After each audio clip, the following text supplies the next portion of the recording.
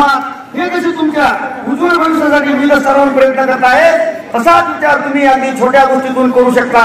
तुमचे घर, परिसर, गाव स्वच्छ राहावे हे कसे तुम्हाला वाटते, तसे तुम्ही अगदी छोट्या गोष्टीपासून करू शकता।